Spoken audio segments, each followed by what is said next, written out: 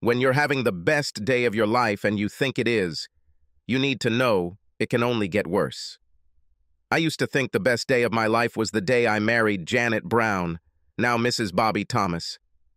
She was 24 years old and a new teacher at the elementary school in Macon, Georgia, where my older sister also taught. Janet was cute, and my sister just had to set us up. I was 27, fresh out of the University of Georgia Law School, and a new paralegal at the firm of Bingham, Carlton, and Quick. In the first year of work, he earned $40,000. It took Janet and I a year to get married. At first, we met from time to time. Afterwards, she said that she fell in love with me from the first time we met. At a party my sister threw for new teachers and others. I was one of the others. Most of the others were representatives of local community organizations. So my sister introduced new teachers to the social life of Macon. I grew up here and know almost everyone. Obviously, I didn't need that kind of dating, but Frankie, my sister, thought I needed to meet the right girls. Janet grew up in southern Georgia, attended UGA on a partial scholarship, and was excited to move to Macon to begin her teaching career, and I was glad to introduce her to Macon. As our dates got longer, we went from kissing a little to a lot, as usual, to, "Bobby, honey, I'm sorry, but I'm just uncomfortable with you putting your hand under my skirt. I mean, I like it and all, but it will lead to more, and then, to even more. And I gotta tell you, when I get married, I'll be one of those girls who walks down the aisle clean, and an immaculate ideal bride for her husband." "Wow," I replied. "You must have rehearsed this at least several times, and maybe used it on a few guys?" I wasn't really trying to insult her, but that's exactly what she thought. We were in my apartment, and she jumped up, said something about my bad intentions, and left. I sat waiting for her to return. I picked her up from her apartment, which she shared with 2 other girls, and we went out to dinner. I wondered how she was going to get home. I later learned, from my sister Frankie, of course, that Janet had called her. Frankie picked her up, and they went to drink coffee and chat with the girls. The next morning, Frankie called me to calm my feelings, as only a sister can, that Janet was worried about me. Very worried. But she was completely inexperienced, and under no circumstances should I rush with her. "Hello?" Janet answered the phone the next day. "Janet, it's me, Bobby. I'm calling to apologize for my comment last night. You were honest with me, but I said it without thinking about how important your words are. You mean a lot to me, and I hope you forgive me. I didn't really care much about virginity or purity or anything like that, but I really liked Janet and thought we could have a future together. And we really did. A joint future, I mean." 6 months later, she walked down the aisle in a small church in South Georgia, and we were married in a very traditional ceremony. She did indeed turn out to be pure, but we made amends for that on the first night of our honeymoon at the Amelia Island Resort.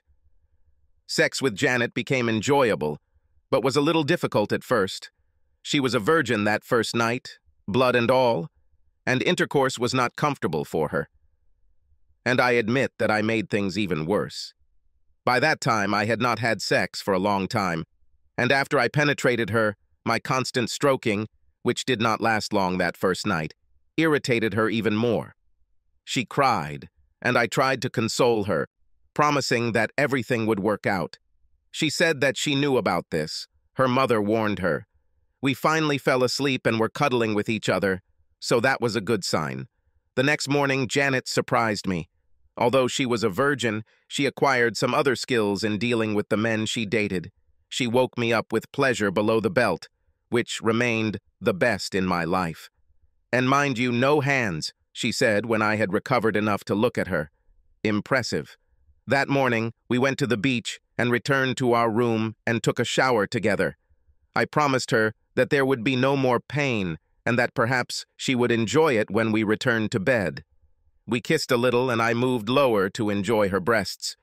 I think she might be content with just playing with her breasts, but I had other plans. I moved further down, and she grabbed my head, as if wanting to stop me. "It's okay," I said. "It doesn't hurt." "What are you—" "Oh, no, I don't want to," she began, as soon as I reached her bud. At that moment, I had never seen her up close, and I liked what I saw. Everything she tried to say turned into a moan. Janet went into the bathroom to clean herself up a bit, and I lay there, feeling quite pleased with myself. "No one has ever done this to me before," she said. "It was much better than sex last night." "We need to work on both," I replied. "Sex can be better if we do it right. Last night was our first, so we need a lot of practice to get it right. Last night was painful for you. We'll wait another day or so and try again. I'll take it very slowly and guarantee it will be much, much better." And so it was. We were both patient, and the sex really got better. "Bobby, you know I love you, but when we got married, I didn't know how much I could love you. You make me glow from within. You make me enjoy life. You make me—" Saying all this, she cried. Hey, calm down. I don't think I'll cry, but you know that I love you too, and I like having sex with you. Over the years, we always went to bed together, even on the nights when we didn't have sex, even on the nights when I was overwhelmed with work at the law firm or Janet was overwhelmed with papers to grade or lesson plans to prepare for. Sometimes one of us would get up in the middle of the night or early in the morning to do paperwork, but going to bed together was a non-negotiable condition for us. This meant that we cuddled every night, had sex often, and remained connected to each other. Until lustful cockroaches settled in her head. We had been married for less than 6 years when I had what I considered the best day of my life. Not many flights fly into the small Macon airport, although the huge Atlanta airport is only 90 minutes away. In Nashville, I dealt with a retired hardware store owner in Macon. He wanted to make sure that ownership would pass solely to one of his children.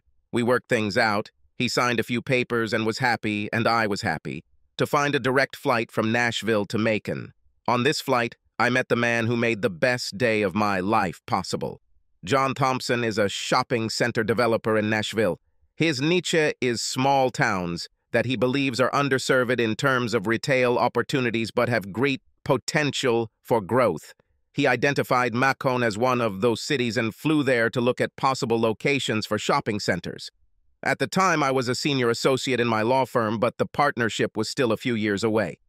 It so happened that I sat next to John and spent the entire flight pitching my law firm as the best in Macon and myself as the best lawyer for shopping mall development deals. Truth be told, I've never done a deal like this in my life. But you know, fake it till you make it.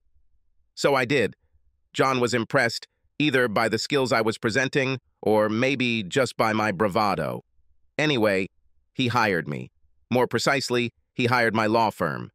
Over the next 2 years, we identified the best site, formed a new LLC for John to acquire the site, negotiated with potential investors, negotiated capital and debt deals to finance the project, negotiated pre-lease agreements for leading retailers, and on and on. Things like that. The deal took on a life of its own, and since John was mostly in Nashville or somewhere else, that life became more and more dependent on me. I liked it. I admit that all this work has affected my personal life. I had less time for my relationship with Janet, especially for those moments that mean nothing in the moment but are overall meaningful. Sitting on the couch in each other's arms and watching a stupid movie, going for ice cream at Dairy Queen, those moments that strengthen and cement relationships. I managed to maintain our commitment to always going to bed together, and I think that was incredibly important for us. But often I would get up at 4 or 5 in the morning to work on spreadsheets or contract issues or any other pressing issue. Finally, on Thursday morning, we closed a large loan, and my firm received the largest fee in its history. Jack Carlton, the firm's managing partner, called me into his office where he and 2 other partners opened a bottle of champagne. He handed me the glass. "Bobby, when you started working with John Thompson 2 years ago, we," pointing to his partners, "had some concerns that you were not suitable for the job. Too young, not experienced enough, not serious enough, if you know what I mean." I was silent. He wouldn't have handed me a glass of champagne if the news had been bad. "But you did a damn good job. Maybe better than any of us could have done." He pointed to his partners again. "You gave your all to this project, impressed everyone you worked with, and, frankly, made us a ton of money." A few minutes ago, before opening the champagne, we held a quick meeting of partners and voted on 2 things. First, an immediate bonus of $100,000 as compensation for what you did, And secondly, for offering to join us as a partner from the date of the contract, in recognition of the kind of lawyer you have become and the kind of lawyer we want to work with for decades to come. I confess, I didn't expect either one. That is, I knew that they would give me a big bonus, but 100,000 and, more importantly, a partnership. I stood there stunned. "Bobby, have some champagne and say something," Mr. Quick said with a smile. I think they all realized that I was overwhelmed. "Mr. Quick, No, no, no," he interrupted me. "As partners, we all call each other by name here. I'm Charles. Carlton is Jack and Bingham. Well, he's so old that maybe you should call him Mr." They all laughed, and Bingham jumped up. "Bobby, call me Fred here. But when you pay me on the golf course after I've whipped your young ass, you can call me whatever you want." More laughter, and I finally drank some champagne. True, I was still in shock. "You don't work until the end of today, Bobby. Go and tell your beautiful wife this good news. I know you have some business to finalize on the mall deal, but the condition of the partnership is that you take a week off and recover a little from all the work you've been doing. Take your wife on a cruise or something. It's clear?" asked Jack, the former Mr. Carlton. "Yes, sir," I replied as I finally realized that I was sane again. "And gentlemen, thank you. Thank you for the trust you have placed in me over the past few years, for the impressive bonus and, most importantly, for the honor of being accepted into partnership. This is the most magnificent achievement of my life." We all shook hands, finished off the champagne, chatted some more, and I headed home to share with Janet. As I already said, it was the best day of my life. When I arrived, Janet was already at home. The next day, Friday, was the last day of school, and they worked half a day on Thursday and Friday to give teachers time to finish grading and preparing report cards. Janet was busy working at the kitchen table when I walked in. "Honey, I have great news," I began, taking off my coat and tie. "Bobby, I'm almost done, and I also have news that I want to share with you. Just let me finish up with the last report cards, and we can talk." I didn't press the issue and looked at possible cruises departing next week on our home computer. The Caribbean would probably be the best option, but there are many, many options to work through. It's hard work, you know, but somebody has to do it. A little later, Janet popped into my home office with a glass of wine and an expression of some concern on her face. "Honey, you look like something happened. Is it because of your news?" "Well," she began, but I interrupted her. "You're not sick, are you?" "We can—" I started in my typical lawyer problem-solving mode. No, I'm not sick. Just wanted to tell you about my schedule for next week. School is over, as you know, and I have signed up for courses that I will take from 10 to 2 every day, next Monday, Wednesday, and Friday." "Oh, well," I didn't know what to say. This was the first time I had heard about the course, already dreaming of nights in the Caribbean over the next week. "Could you change the time? I have already started—" "No," she interrupted me. "James, the teacher, has already squeezed me in and I've already paid in advance." "Wow. Okay, what kind of courses are these? Are they here in the city?" "Yes, here. Classes are held at his house, at James's house, on Laramie Drive." "Okay, what does he teach that the courses are held in his house?" "Bobby, listen, okay? This is a sex education course. James teaches sex techniques that will improve my sexual performance. It will actually be good for me and good for us. I mean you and me, too." "Wait, what? Sex techniques? In his house? You—" My mind didn't understand what she was saying. She couldn't mean what I imagined, could she? "Janet, how many students will there be? All women or men, too?" "Well, you know, on the first day it will be just him and me. And then he says he can invite an assistant on the second day and maybe someone else on the last day. He calls it the grand finale. Bobby, this could be very good for us. And yes, you already said that. I want to ask, does this course mean that you will have sex with this guy?" "Oh God," I suddenly realized her words. "And with his assistants too?" "Yes, of course. James says practice is the only way to get better, and different experiences with different people make for better practice." "Honey, A few weeks ago, one of my high school friends took this course during spring break. She says she had a great time and learned it a lot. She said James rated her improvement from a baseline 80th percentile to the 90th percentile in overall sexual activity. And my base is already 90th percentile, so I have a chance to score very high. Janet, are you crazy? I can't believe what you're saying. Your base? How does James know about your level of sexual activity? You're not... I froze. I couldn't bring myself to ask if she had sex with this man. If so, our marriage is over. She should know this. Almost 6 years ago, we made a vow to each other in her church and have kept that promise every night since. James says it's important for him to know my baseline so he can tailor the sessions to me for the best results. I stared at her silently. This is not my wife speaking. I should have asked. Janet, have you already had sex with James? No, that would be treason. I should only have sex as part of the course. You know, this is sex education. Then how does James know what your baseline level of sexual activity is? Well, I gave him pleasure below the belt. I thought it was quick, but he said it was really great, and then he spent a few minutes assessing my reaction to stimulation. Really, Bobby, it was just to prepare for class. Lustful cockroaches, I thought. My wife is amazed by lustful cockroaches, and now it is controlled by some non-existent being who has no idea about our obligations to each other. Okay. I know this all sounds like crap, but still. Wait.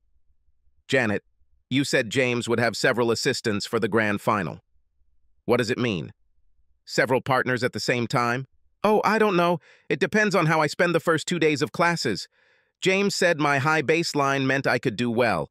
And Bobby, my high baseline must be due to the sex you and I have been having since we got married. We should be proud that my result is so high without any special preparation. James says, Janet, listen to me, please. First of all, I don't want to hear that name anymore. He is destroying our marriage. Well, actually, you're ruining our marriage. I asked you when we first started talking if you were sick. You said no, but I think you must be sick. Janet, my wife, the woman I've loved for over 6 years, can't plan to have sex next week with multiple men, can't talk with a calm face about what she's already done with another man. Janet, now you're asking for a divorce. You know this, right? Bobby, listen to me, okay? James, okay. I won't say his name anymore. The teacher said that you might react like that and suggested that I not even tell you about this course. But you and I have always been honest and open with each other, so I decided it was better to share with you. Look at this course like one of your legal education courses, except it's sex education. And I think I'll learn a lot more practical things than you learn in your law courses. I looked at her like she was crazy. Lustful cockroaches, I thought again. How can a wife? How can my Janet? How can she? Oh, damn. One more thought. Janet, you said that you already paid the deposit. Yes, $500. And the balance of $400 is due on the first day of classes. James. He said he was giving me a $100 discount because my high baseline might give him the pleasure of teaching me. I just wanted to take the gun and shoot her, put her out of her misery. No one will put me in jail for shooting her after this conversation. Janet, please listen. I'm serious heart attack. If you agree to this, I'll file for divorce next week. Considering what you've already done, we might end up getting a divorce. But I have to think about it. If we have any chance of surviving as a married couple, I will definitely go to counseling. Do you hear what I'm saying? Bobby, I can hear you, but I don't think you can hear me. This doesn't mean I'm going to go out and cheat with some guy I pick up at a bar. I would never do that. This is education. I believe in education. I believe in its importance, in the ability of a good education to make our lives better. I think you believe it too. I admit that this kind of sex education is not generally accepted, but it will be good for me and for us. You have to trust me on this. Okay, Janet, I give up. Remember what I said about divorce. I'm going for a run. Bobby, what about your news? You said you had news you wanted to share. Janet, My news is completely insignificant compared to yours. I went into our bedroom to change into my running clothes and also moved some of my things into the guest room. My run got off to a terrible start.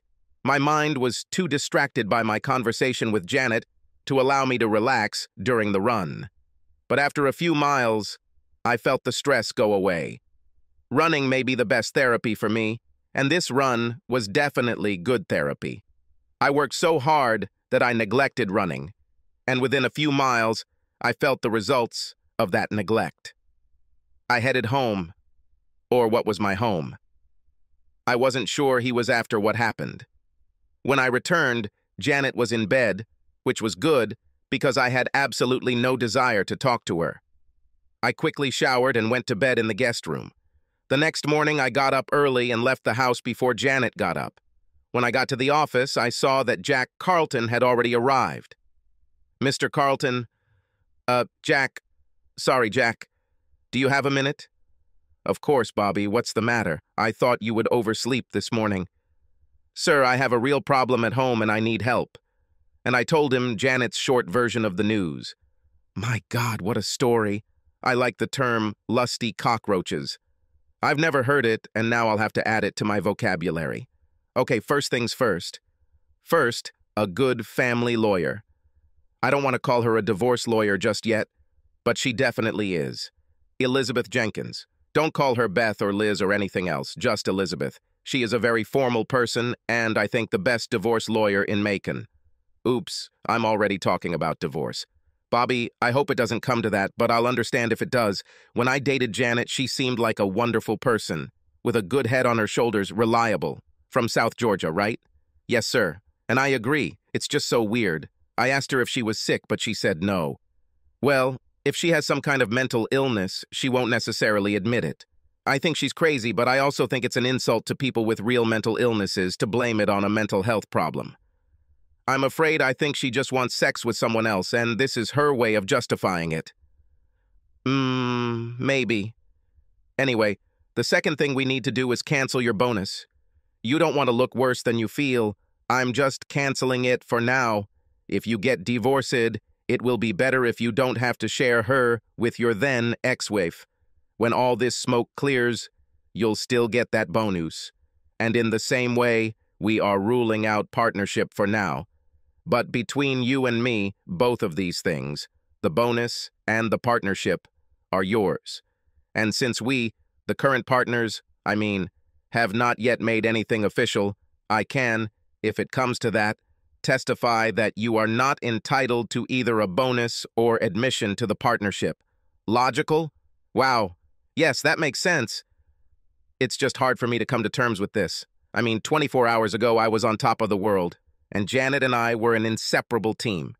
And now she's gone crazy, and I'm plotting something separate from her. Bobby, stop. Listen to me. You need to leave the office. I know that you are a runner and love to exercise. Go and do this and that, and then come back and visit me. I'll call Elizabeth Jenkins and make an appointment for you today. Logical? Yes, thank you. That makes sense. And thanks for the help. Hey, that's what partners are for. I headed towards the exit, but not before stopping by the break room to get some coffee. I was sitting there just staring at the wall, not even drinking my coffee, when our secretary walked in. Christy Mack, something, I couldn't remember her last name. I took my coffee and headed out, but then stopped. Mr. Thomas, are you okay? Look sick or something. Thank you, Krista. I'm just sitting here. Well, maybe you should go home. I know you made a big deal yesterday. Everyone in the company talks about it. You should go celebrate or something. You shouldn't just sit here. Yes, thank you, Krista. I will not bother you. I stood up and headed towards the exit just as she said, Sorry, don't bother me. I didn't mean... I actually went out for a second run, short and not at all satisfactory. Back at our office building, which has a gym and showers, I worked out some more until it was time to go see Elizabeth. I showered and arrived at her office, in time to make it to my 1 p.m. meeting. Bobby, I'm sure it's okay to call you Bobby, she began, right? After all, Jack Carlton said you were his friend, which means you are my friend.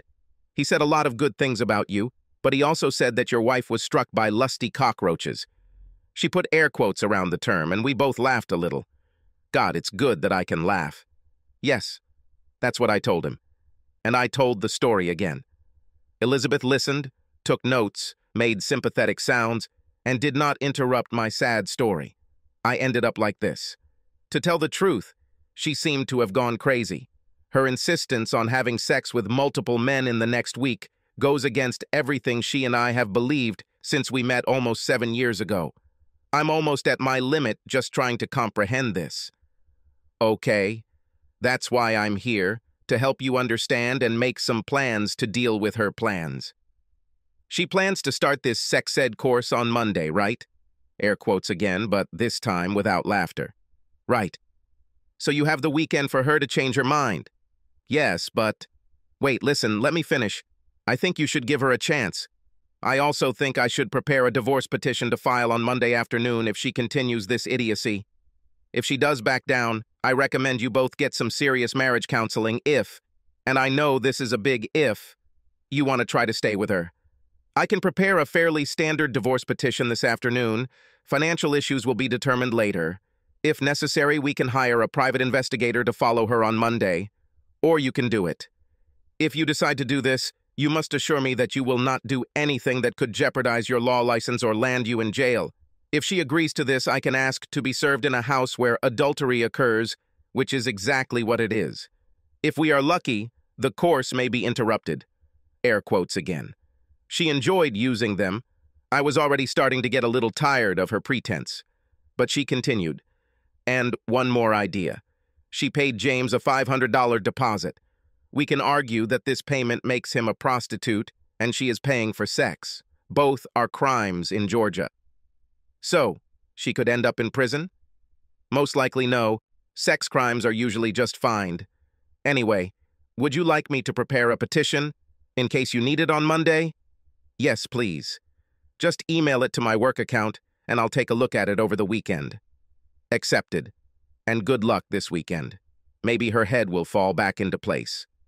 Not finding a better place, I went to my office. I don't really like to drink, and the thought of going to a bar, especially on a Friday afternoon, doesn't appeal to me. But the thought of returning home is even less attractive. I walked into an almost empty office. At first I thought that even the secretary had left, but she ran out when she heard the bell ringing from the arriving guest. Mr. Thomas, are you feeling better? Oh, wow. Maybe none of my business, but you look worse than you did this morning. Have you seen a doctor? Krista, where is everyone? It looks like the office is closed.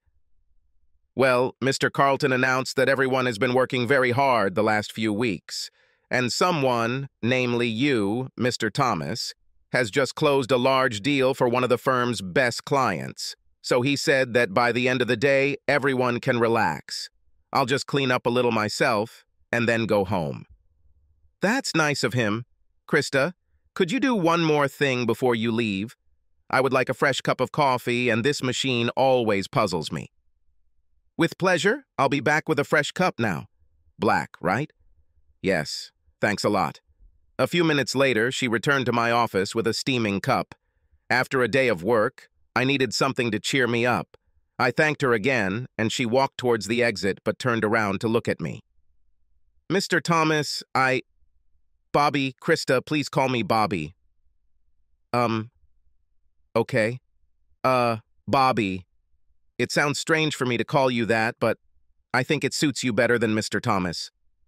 So, Bobby, I know I'm just an administrator, but you should also know that I'm a kind person, and you look like you need kindness right now. If you need someone to talk to about what makes you look so terrible, I can be your advisor. Listen, and not make any judgments about what is wrong with you. I looked at her for a long minute. She radiated such calmness from this woman whose last name I didn't even know. Krista, listen, I hate to say this, but I don't even know your last name, and McDougal, I'm Krista McDougal. I understand these two surnames don't really suit each other, do they? My mom is German and my dad, well, he was Irish. I was named after my mother's mother, who died during World War II. Okay, Krista McDougal, Why are you trying to be so nice to me? Other than drinking coffee and booking meeting rooms, we barely even spoke. Because you look so sad. I know you've been working really hard these last few months. You're always there and always nice to everyone, even when you must have been exhausted. So, I'm just trying to be nice to you when you look like you need it. Well, you're right. I'm sad and confused and angry and... Do you really want to hear a very sad and, it seems to me, a very strange story? I hear you say that you really need to tell it, so yes, I want to hear it. So I told my story again, for the third time that day, and this time I felt like I finally got catharsis from my story. When I finished, Krista, my new friend Krista, looked at me for quite a long time. Lustful cockroaches? She burst out laughing. I joined her, and we probably sounded hysterical, or at least that's what I thought. Bobby, this is terrible, and the story is terribly strange. There must be something seriously wrong with your wife. Yes, I think so too, but apart from preparing for the divorce, I don't know what else to do. Now, I don't want to go home and listen to her idiocy, so I'm kind of stuck. More thoughts on the other side of my desk. Bobby, I have an idea, just an idea for now. Come home with me and have dinner with my daughter, Mom, and me. I'll make great pasta with... Krista, it's Friday night, and I'm willing to bet big money that you won't cook anything special. How old is your daughter? 11. Do you all want to go to fast food? McDonald's, maybe, or... Chick-fil-A, actually. Dana, my daughter, loves their chocolate milkshakes. She and I go and leave Mom to watch TV. She records TV shows during the week and then watches them when Dana and I are not there. Okay, my new friend Krista, let's take our cars and I'll follow you home to your place and then we'll head to Chick-fil-A. That's what we did. Being with Krista and Dana actually lifted my spirits. Dana had just finished elementary school and was heading to high school in the fall. She was proud of her excellent grades, as was Krista. It was calm for me to just sit and listen to their conversation between mother and daughter, relaxing and sad at the same time. Krista, of course, noticed this and did her best to involve me in the conversation. Bobby, how long have you been running? Everyone at the company knows that you run in the morning before coming to the office. How far do you run each week? Did you run track at USC? Well, yes, I ran at UGA, on the cross-country team in the fall and track and field in the spring. Truth be told, I wasn't good enough to run on an NCAA team, especially a Division I team like Georgia, but the coaches liked me. They liked my work ethic and let me run. I didn't even place in any of the races, but being on these teams was a great experience. I'm called a scholarship athlete, which doesn't mean much, but I get great seats at Georgia football games. Wait, Mr. Bobby. Did you go to Georgia, play on Georgia teams, and go to Georgia football games? I love Georgia. Mom says that I can go there if I study well, because I will receive a Nadezhda scholarship, which will pay for everything. Dana, you're right. The Hope Scholarship is a wonderful thing. You just have to keep studying to qualify. I know. Mom tells me this almost every day. This was said by an 11-year-old child. Quite mature. How do it seem? And it's quite smart of her mom to push her to get good grades. We're still a little. We talked about school and Macon Beacon, our local minor league baseball team. And Krista frowned and talked about the upcoming concert in Atlanta. Apparently there was some kind of promise to go there if a particular little girl got an A on her report card. Mom is fidgeting a little now. Well, ladies, I interrupted before the fidgeting and frowning intensified. I have to go. Thanks for including me in your dinner plans. The chicken was good, but the company was much, much better. You two have made my day so much better, and I thank you for that. Dana, it was nice meeting you. Krista McDougal, I'll see you on Monday, and I just want to say, I love your last name. Hope you both have a good weekend. As I was leaving, I heard Dana ask her mother, Your last name? What is he talking about, Mom? That made me chuckle. However, the grin disappeared when I returned home. Janet was waiting there, ready to nag me for not coming home at the appointed time. I got ahead of her. Janet, I said, entering the house, don't even start. I needed to be with myself. Unless you're ready to tell me you've canceled your plans to cheat next week, I don't even want to be in the same room with you. Well, Bobby, I think I have some good news that you would have known about by now if you had come home at a decent hour. Okay, she was starting to dig herself in, but I was interested in hearing what good news she might have, so I asked her to continue. I talked to James today. I talked to the teacher, and I told him that you were very upset about the course next week. Tell me straight. That next week you will have sex with another man. I chimed in with my own dig. God, Bobby, please. You have one opinion, and I have another. But I really love you, and I want to do what's best for us, so the teacher and I came to a compromise. He keeps the deposit for himself, and I go to class on the first day. At the end of the day, he and I decide whether I will come to class again.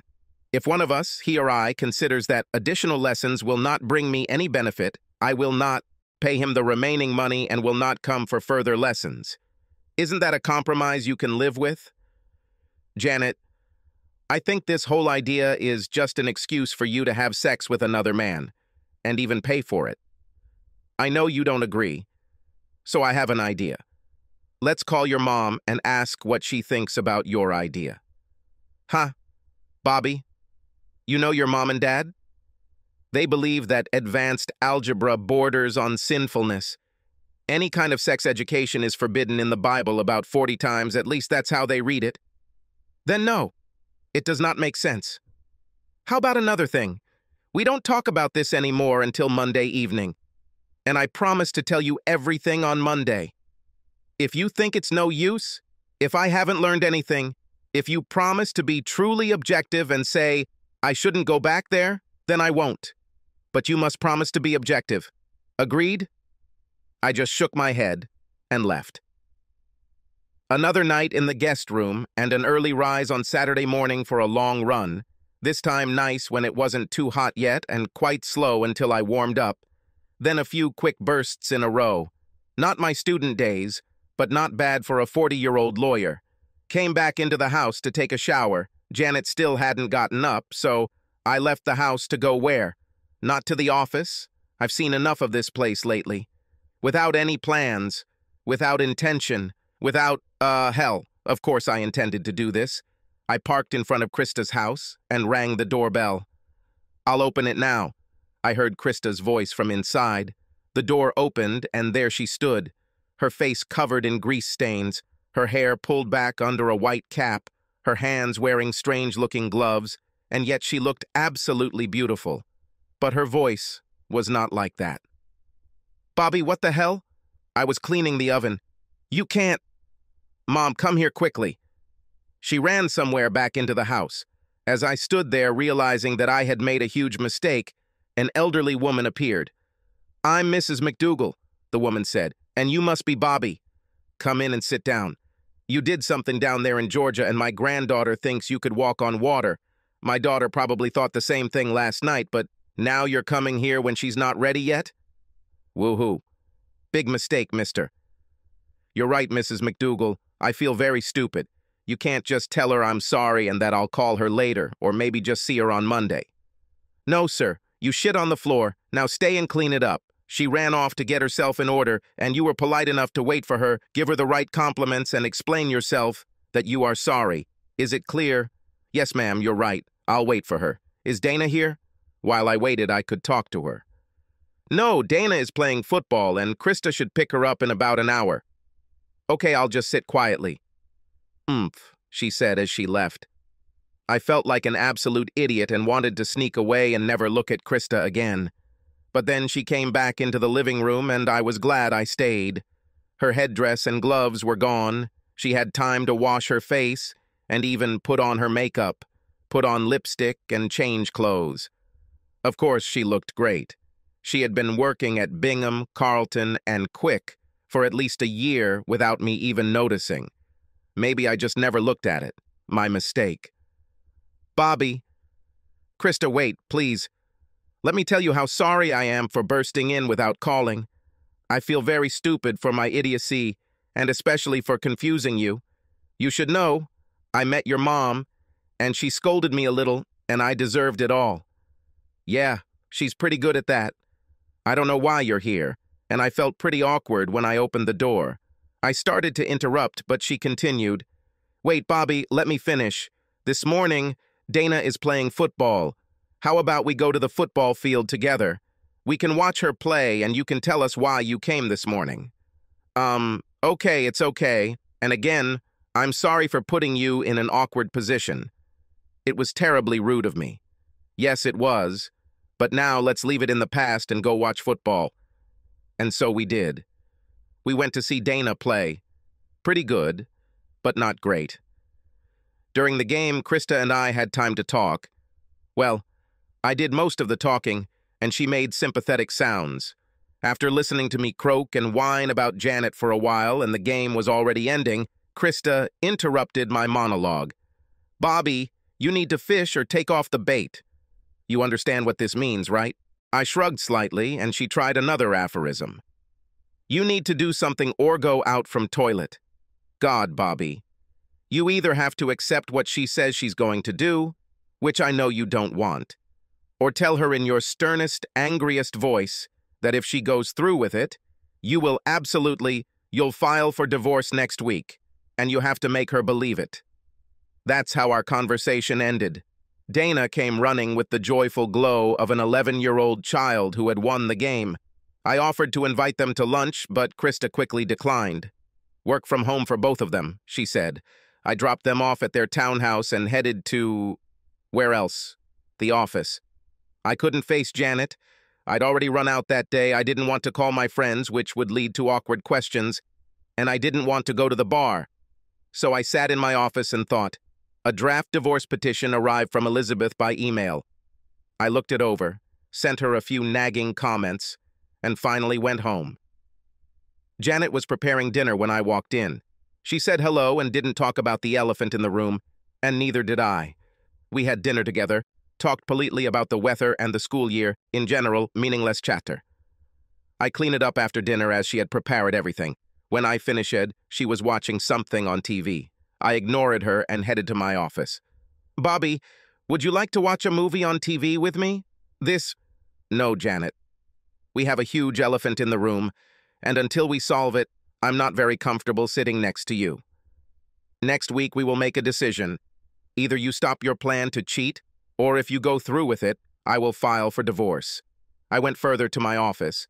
Later, I went to bed, again in the guest room. I didn't sleep very well, but that didn't surprise me. The next day, Sunday, I went to exercise, and then, at breakfast alone, not bothering Krista or wanting to see my wife that day. Luckily, Makonbakan were playing at home that day, so I went to their game. They lost, but I had a good time immersing myself in the atmosphere of the game for a while. Eventually, the game ended, and I slowly, reluctantly headed home. I thought about staying at a motel, but I wanted to give Janet one last chance to save our marriage. No dinner together. I don't know if she ate at all. Finally, I made a sandwich and sat in my office until I was so tired that I went to bed. As I headed to the spare bedroom, Janet came up to me. "Bobby, I just want you to know that tomorrow everything will be over. When you get home from work, we can sit down and talk, and you, not me, but you, can decide whether I should come back for more instructions on Wednesday. Janet, we're just going in circles. Tomorrow you will cheat on me, and for some reason you don't see it. Your cheating will end our marriage, and you just don't see that either. Bobby, no, I promise, you'll see. Tomorrow everything will be better. Crazy, well, that is, really mentally ill? Or did she just go crazy because of some other man? Or amazed by real lustful cockroaches? Who the hell knows? I felt like she was driving me crazy. I didn't answer and went to bed. Monday began with a phone call to Elizabeth to assure that Janet would be followed by a private investigator if she attended the instruction. I went to work, but didn't expect to be able to do anything real. I sat at my desk, literally staring at my phone, waiting for a call from a private investigator. Just before noon, the phone did ring, but it was from Elizabeth, the divorce lawyer, not the private investigator. "Bobby, a private investigator called me a few minutes ago and said that he followed your wife to a house on Laramie Drive. She entered the house about an hour ago and still hasn't come out. This private investigator is also an employee of the court and will be able to serve her divorce papers in this house if you want me to tell him to do so. Elizabeth, thank you for your message. I simply have no choice. Please let her get the documents. Can a private investigator record this delivery? Well, I'd like to see her reaction, if possible. I'm sure the private investigator has a video camera. I'll tell him to write it all down and I'll email it to you later today. Thank you, Elizabeth. Let me know when I owe you more for your fee or the private investigator's fee. Don't worry. Take care of yourself now. Later that day, the video did arrive, attached to the email. Watching it on my laptop, I felt only sadness. No anger, but no tears either. The camera must have been attached to the private investigator's breast pocket. It all started when he knocked on the door. Finally, the door was opened by a tall, handsome, fit guy, dressed in a robe and looking disheveled. "What's the matter?" the guy shouted to the private investigator. "I need to talk to Mrs. Janet Thomas," he replied. "What? There is no one here with that name." "Listen carefully," answered the private detective. "I am a sworn officer of the Superior Court of Macon-Bibb County, and I know that Mrs. Thomas is in this house. Inform her that she must appear before me or suffer the consequences." Wow, I thought, I have to admire him. Everything he says is absolutely true and completely meaningless, but the idiot who answered the door obviously doesn't know that. Okay, wait a minute. I'll try to find her. He disappeared from the camera's view and returned to the house. Then, to my eternal sadness, Janet appeared at the door, also in a dressing gown and also disheveled. "I'm Janet Thomas. Why are you looking for me?" she said. "Ma'am, can I see your documents?" asked the private detective. Wait a minute. She disappeared into the house and reappeared a few minutes later. "Here's my driver's license. Now tell me who you are and why you need me." The private investigator held the driver's license up to the camera and then handed it back along with a folder of documents. "Janet Thomas, you have been served with a petition for divorce and accompanying documents. You are advised to consult with an attorney of your choice." Janet collapsed to the floor. The video stayed on long enough to focus on her lying on the floor, and then went dark. I must have passed out too, because I didn't move until I finally looked up and saw Krista standing in front of my desk. "Bobby, she did it, didn't she? Oh, you poor dear. Want? Oh, I don't know. I don't even know what to tell you. You can come to my house for dinner if you want. My mom cooked something, so it must be delicious. I know Dana will be glad to see you." "Thank you, Krista, but I won't be good company for anyone. But can I use the invitation later?" "Of course you can. You can come anytime. Just don't forget to call first." The last part was said with a tiny grin. In response, I also grinned. "Thank you, Krista. I really mean it. See you tomorrow." Fine. She left, and I was left sitting there, feeling sorry for myself, and even, believe it or not, feeling sorry for Janet. Whatever she wanted to get out of her sex education, I knew it wouldn't be a divorce petition. I ended up going to a nearby hotel to spend the night. Janet called me on my cell phone several times, but I didn't answer and turned off the phone. Long night, little sleep. A run the next morning that didn't help me at all. This is how my life went for the next few weeks. I returned to the house, making sure Janet had gone to get some clothes and other things I needed. I found myself an apartment, quite nice and close to work. I didn't talk to Janet at all, didn't even see her until our divorce hearing. Elizabeth and I sat at one table, Janet and her lawyer, the young guy Elizabeth greeted, sat at another. I looked around the courtroom and noticed the man with the video. Elizabeth pointed to him. She shrugged and told me not to worry. I am not a trial lawyer, so being in court is a rarity for me. The bailiff called for everyone to stand, we stood, and the judge walked in, an older woman in a black robe, already going through papers as she sat down at her elevated desk. "Lawyers, Thomas v. Thomas. Are you both ready to get started?"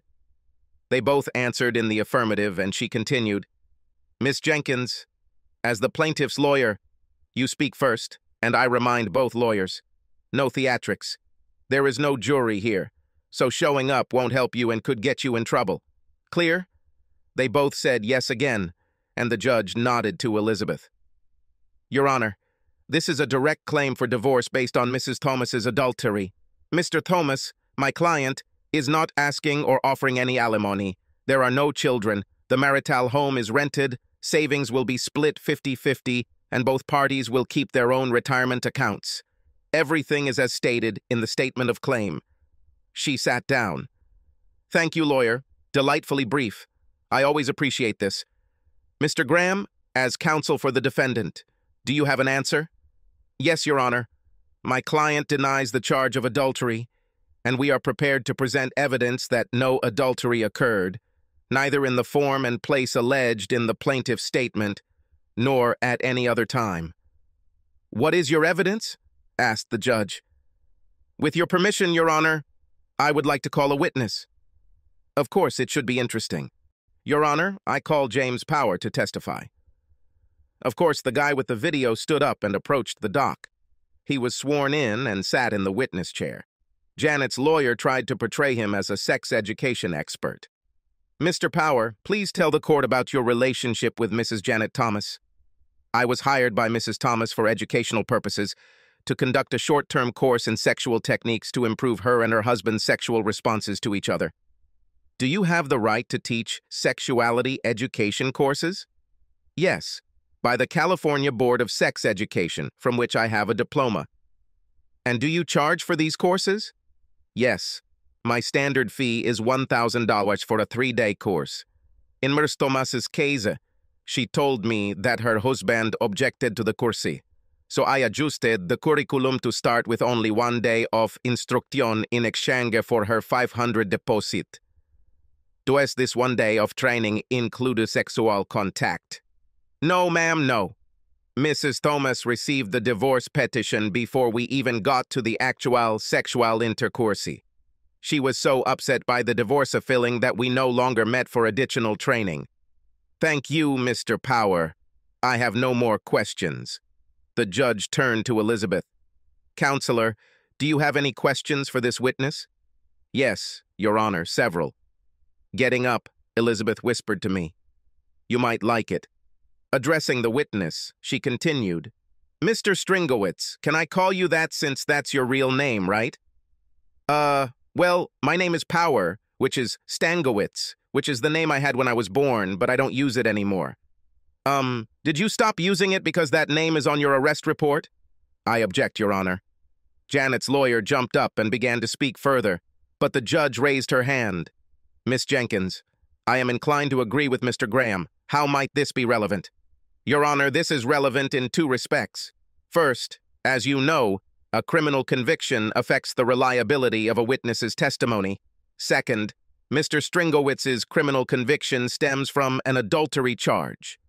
You can continue, but you should know that I doubt the appropriateness of this." "Yes, ma'am, thank you.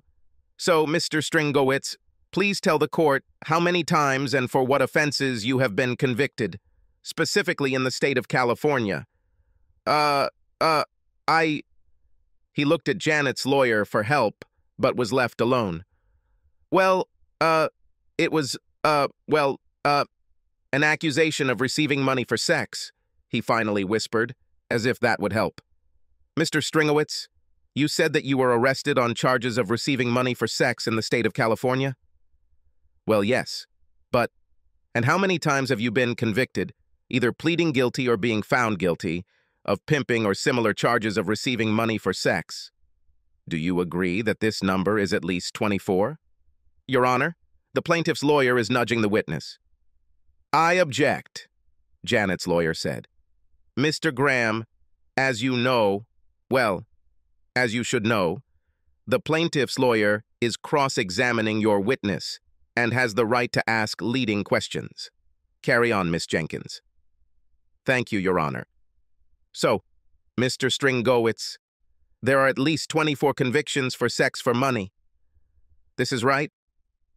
"Well, some of them were just, please, Mr. Stringowitz, yes or no?" "Okay, then yes. Thank you. As for your certificate from the Council on Sex Education, How many hours of classroom training did you attend to obtain it? Well, there weren't really any activities in class. You see, I earned my degree mostly through practice. Do you mean on-the-job training? So, did you have sex with students or potential students? Yes, that's how they learn, you know. Certainly.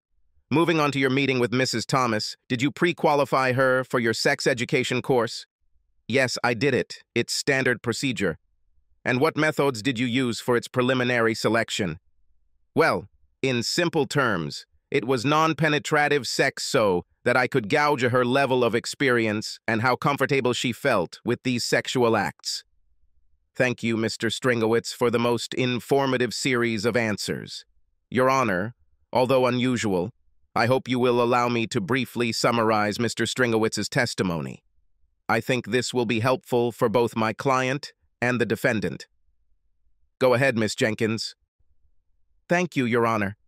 Mr. Thomas, Elizabeth said and turned to Janet, and Mrs. Thomas, in his testimony, Mr. Stringowitz admits that he is a convicted man on charges of receiving money for sex, with a meaningless diploma, to whom Mrs. Thomas paid $500 for sex with her under the guise of education. Unfortunately for Mrs. Thomas, despite the disguise, sex for money in Georgia is still a crime, for which Mr. Stringowitz can be arrested as the performer and Mrs. Thomas as his client. Adultery in Georgia does not have to involve what is called penetrative sex. In Georgia's definition of adultery, sex as Mr. Stringowitz described it certainly counts as sex. Therefore, I am afraid that Mrs. Thomas is in fact guilty of adultery. Your Honor, I have no further questions for this witness. Miss Jenkins, you have skillfully stated your position. Mr. Graham, do you have an answer for the accused? Your Honor, may we take a short break to consider Ms. Jenkins's arguments? The judge actually called a break, and the hearing dragged on for some time. But Elizabeth clearly won. She later told me that it was quite easy to get information about Stringowitz. He got kicked out of California for running his scams on too many stupid women, especially married ones. Janet was one of many. Speaking of Janet, as we left the courtroom, I heard her complain to her lawyer, "But I didn't even have sex with that asshole." The divorce was granted on essentially the same terms that Elizabeth presented to the judge. Janet was never arrested for her role in the relationship with Stringowitz, but he was accused of receiving money for sex, and given the choice of leaving Georgia immediately or spending 90 days in the county jail. Of course, he decided to leave, probably hoping to find a better place for his sex scam. I later learned that he made the mistake of driving through the small town where Janet's family lived. I didn't hear whether he managed to get out of the city. Krista and I dated, tried to start a serious relationship, but nothing worked out. I liked her mom and little daughter better than Krista, and I think she was able to understand that. But we became friends, and we still remain so. I got my big bonus and became a partner. But then John Thompson, a shopping center client of mine in Nashville, made me an offer I couldn't refuse. He was sufficiently impressed with my work on his project in Macon that he offered me a full-time position at his headquarters in Nashville with equity in his new projects. More risk than staying at a law firm, but as it turns out, much more reward. About a year after the divorce, I heard from Janet's mom. She got my number in Nashville from my old law firm and called to tell me Janet had died. After her divorce, she returned to southern Georgia and lived with her parents. She started having headaches, and when she went to the doctor, she was diagnosed with a huge brain tumor. A few weeks later, she died. A few months after I learned of Janet's death, I was in Tallahassee, Florida, exploring a potential location for a shopping center. I decided to stop by her family's small town and pay my respects at her grave. There, I found a tombstone. It looked like it had just been installed. On it were the dates of her birth and death, as well as the inscription, "Janet Thomas, beloved daughter and loving wife." This made me retreat. I stood there, lost, remembering my time with Janet. So many good times and such a terrible ending. Could her madness be caused by a brain tumor? I think so, because brain tumors exist and lustful cockroaches. No. I was ready to accept the inscription on the grave. After all, It had been true for almost our entire life together. I felt better. I began to feel better about myself and my future. Remembering my loving wife. Subscribe to our channel so that your second chaff doesn't cheat on you, and go ahead and listen to the next story, because this story is nothing compared to the next one. If you're under 18, don't even think about listening to the next one.